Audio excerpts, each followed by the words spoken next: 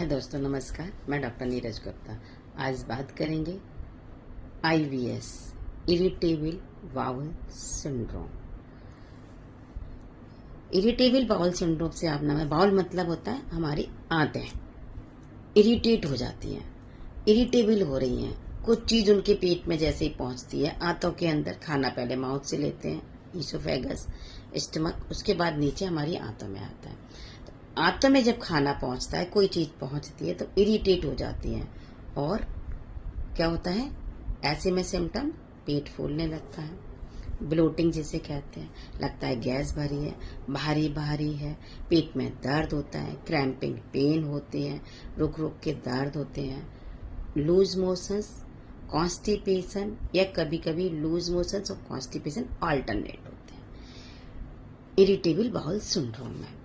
जब हमारा पेट भारी भारी, फूला फूला, ब्लोटेड ऐसा हमेशा लगने लगता है, हमें लगता है कभी पेट साफ नहीं होता है, हमेशा कुछ न कुछ रहता है, ऐसी फीलिंग जब आती है तो हमें ऐसा लगता है।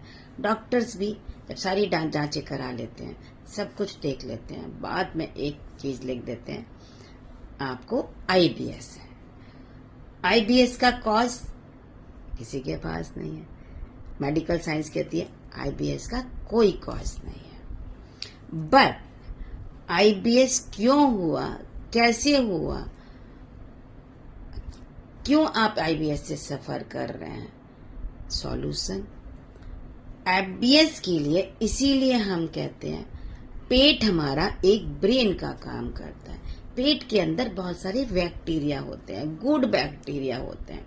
बचपन से एंटीबायोटिक खा के, एंटीबायोटिक का काम आप सब जानते हैं, बैक्टीरिया को मारना। जब बैक्टीरिया को मारना, जब मेरा काम मारना है तो मैं यहाँ मारूं चाहे यहाँ मारूं, मारना मेरा काम है, तो मैं सब जगह जहां पहुंचूंगी बॉडी में मारूंगी। नाक के बैक्टीरिया में यदि इन्फेक्शन हुआ, नाक में मारूंगी, तो पेट के अंदर जो बैक्टीरिया है, गुड बैक्टीरिया, उनको भी तो मार रही हूँ। तो मैं अपनी बॉडी के इस तरह गुड बैक्टीरिया को खत्म करती जा रही हूँ।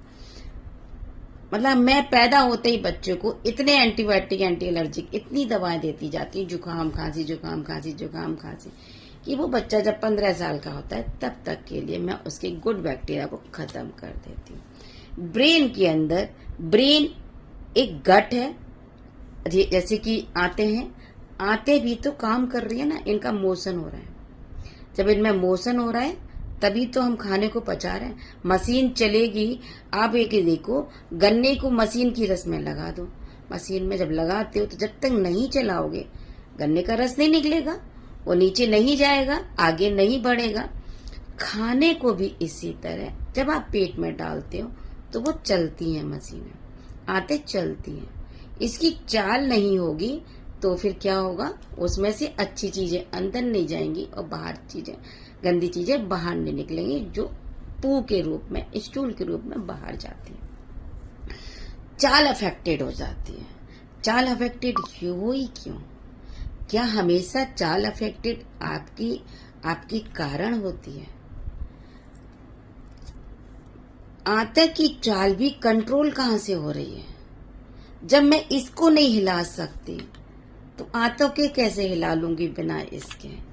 तो मेरी सोच, मेरा दिमाग, मैं सामने बैठी हूँ, मुझसे कितनी भी बातें करते रहो, यदि मुझे नहीं ध्यान देना, नहीं दूंगी, आप बोलते रहो, लाखों बातें बोलो, मैं आपको बिल्कुल नहीं इग्नोर मारूंगी, नहीं ध्यान दूंगी। What is this? क्योंकि मुझे आपकी बातें सुननी नहीं है, मेरा मन ही नहीं है। जब मुझे नहीं सुननी, मेरे ब्रेन में नहीं पहुंचेंगे तो मेरे को ध्यान भी नहीं रहेंगे, मैं अपने काम में बिजी हूँ। सेम लाइक दैट, मेरी आंतों को मेरे दिमाग की बात सुननी ही नहीं है। उन्हें मैंने खाना दे दिया पर वो चलनी ही नहीं है। जब वो चलेगी नहीं तो क्या होगा, फूड नीचे नहीं जाएगा और फूड भरा रहेगा, गैस बनाएगा और आपको इरिटेट करेगा। Right, this is irritable bowel syndrome.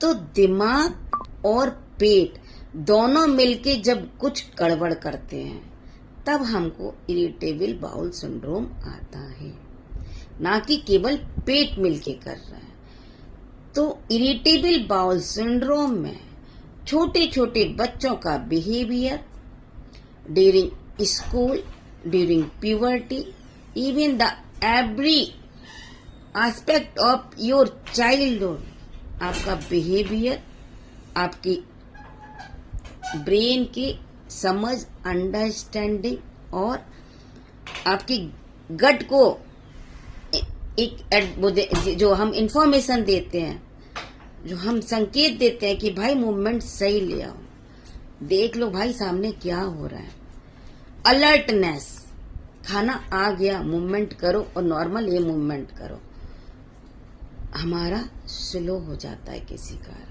या जब मन होता है तो करते हैं, जब मन होता है तो नहीं करते, बट वो हम उन सबसे अनकॉन्शियस होते हैं, हमको नहीं पता, हम ये सारे काम जानबूझ के नहीं करते। In the sense of your behaviour, आपके जीवन में, आपके लाइफ में आपके साथ क्या क्या हुआ, आपको किसने क्या अफेक्ट किया, सारी चीजें आपके दिमाग पे एक इम्प्रेशन डाल देती है। वो इम्प्रेशंस आपकी बॉडी की हर मूवमेंट्स, हर क्रियाकलाप को अफेक्ट करते हैं, और जब वो अफेक्ट करते हैं तो वो आपको कहीं ना कहीं बीमारी के रूप में आते हैं।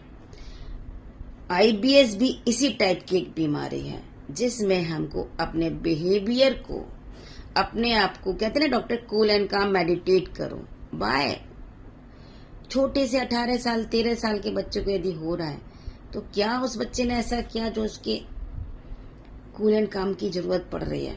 लेकिन ऐसा जरूरी नहीं है। ड्यूरिंग प्रेगनेंसी भी आपकी मदर को कोई ऐसी प्रॉब्लम्स हुई है इसके कारण भी आपको आईबीएस होने के चांस हो सकते हैं।